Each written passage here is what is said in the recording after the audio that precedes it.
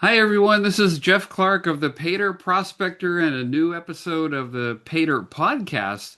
And today I'm excited to introduce you to a brand new analyst for us here at Paydirt Prospector. He's actually been working in the background for us for a while, and now we're officially launching him. So everyone, please welcome Daniel Flynn from the UK. Daniel, thanks for joining me and thanks for joining the Paydirt Prospector. Thanks for having me on, Jeff. It's really good to be here. How are you doing? I'm doing great. I think everyone can tell he does have a UK accent, so it's great.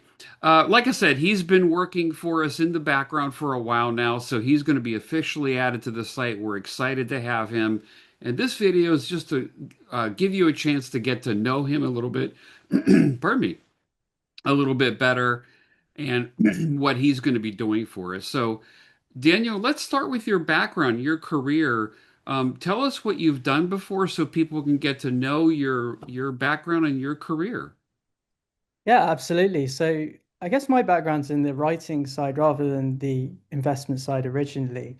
After graduating in English literature and doing a postgrad in journalism back in the early 2010s, I decided to move into finance journalism rather than local journalism, despite at the time not really knowing anything about it. It just seemed like a good challenge. So my first role was as a reporter at a publication called Investment Week.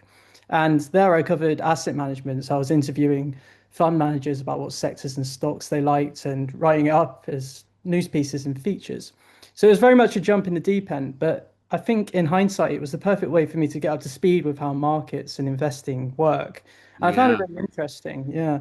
So alongside work, I decided to give stock picking a go myself, like the professionals. And I'll be honest, in my early 20s, I wasn't particularly good at it to begin with. I was basically just chasing whatever was moving up the most on any given day, which We were we've all been there, Daniel. Yeah, I understand. yeah. But I began to get a better sense of what to look for to get into stock ahead of it rising during my time in my subsequent role when I was a markets reporter at the Daily Mail, so the UK paper. I think you have it over there online as well in Yep. North America, don't you? And over time, I began to notice two things really. First, from a journalistic standpoint, a lot of the most interesting stories were coming out of the natural resources sector, particularly on the smaller cap end. I think we've discussed before. There's few things more satisfying than finding a stock and sticking with it all the way from it hitting its first signs of gold, for example, to all the way to it making a huge discovery. Um, and alongside that, I also noticed obviously that these really good stories also come with some of the biggest returns when you're able to get into them at the right time.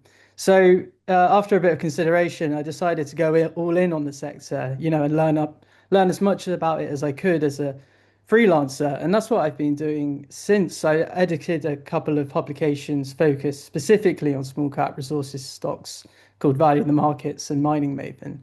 And today I do a bit of everything. I work alongside companies directly helping them with their messaging and IR. I interview CEOs and appear on podcasts analyzing stocks with a firm called Stockbox in the UK. And of course, recently I've begun working with you, Jeff, which has been a brilliant introduction to the North American side of the industry after previously, focusing mainly on the UK.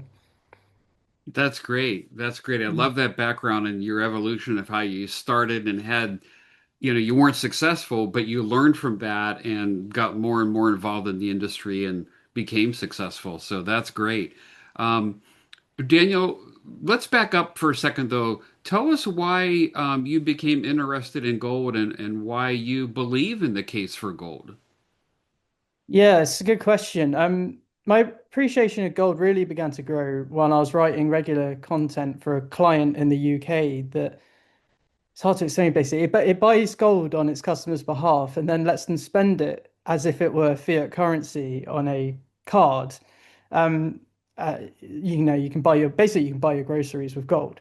So I was writing content for them, and I was obviously aware of gold's safe haven status before that, but doing all that research really gave me a real appreciation of how it works against as a hedge against inflation and macro uncertainty, and how it actually usually delivers pretty decent annual returns on an annualized base. Yeah, annual returns, especially like you do it over a long enough period at any given time. And while it won't always beat the big stock markets, it does beat them quite often, and it's very consistent.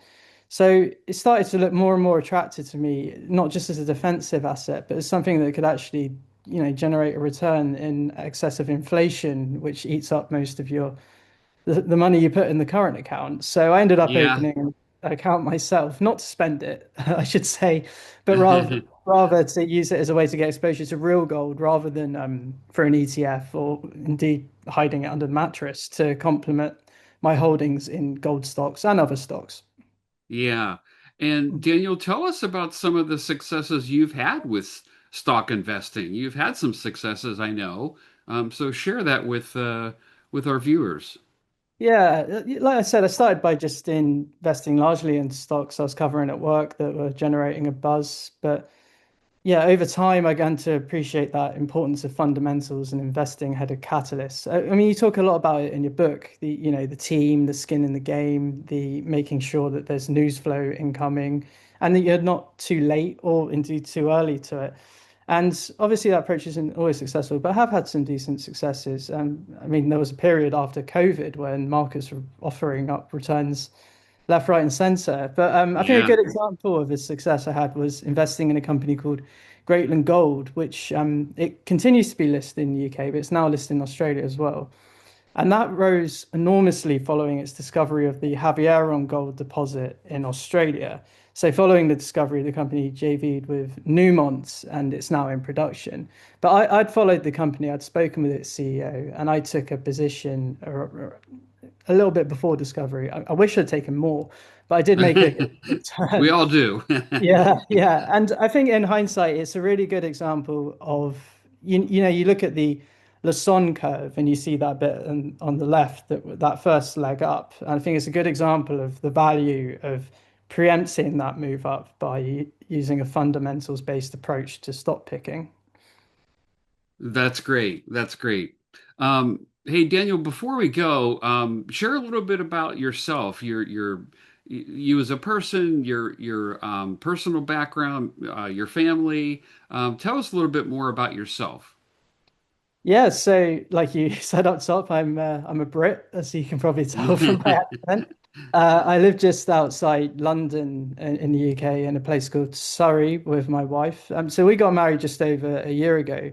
But it's actually possible we've known each other for a much longer time without knowing it. It sounds weird, but we were introduced about 10 years ago by a mutual friend when we were both living in London, having graduated not too long ago. But it turned out we grew up literally 5 minutes away from each other in the same small village on the Oh, south coast. Yeah, how about that? we never realized it. So that was a odd coincidence, but it does make it easy around Christmas time picking where to where to head back. Yeah.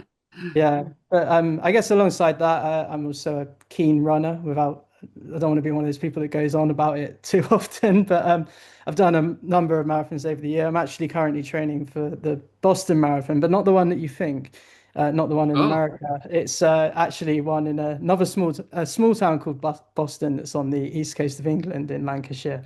So I expect it'll be a much smaller event, but I hear the route is very flat, so I'll be going for another personal best if I can suffer through the training in the British winter, which is already wow. Very coming. good. And how big is that marathon? How many kilometers? Is So it a it's full four, marathon or? yeah, yeah. So 26.2 miles. I think it's 44 kilometers. So yeah, Wow. wish me luck. Yeah, well, I could walk it, but I don't think I could run that, Daniel. So very There you good. go. Thank you. Well, thank you very much, Daniel, and thank you for watching. Again, Paydirt Prospector is a subscription newsletter. You can see the link below. We hope you join us because Daniel is being hired because this is a bull market. You want to be long. This is why he's here. This is why we're beefing up the team. We're very excited about what's ahead. These are stocks we own. Daniel's already been buying some, and he will be asked to buy some more as we go along because this is our personal portfolios, and this is what we do. This is what we're investing in. We hope that you'll join us. We'll see you along the road. And Daniel, thanks again for joining. It's a pleasure. Thanks for having me on.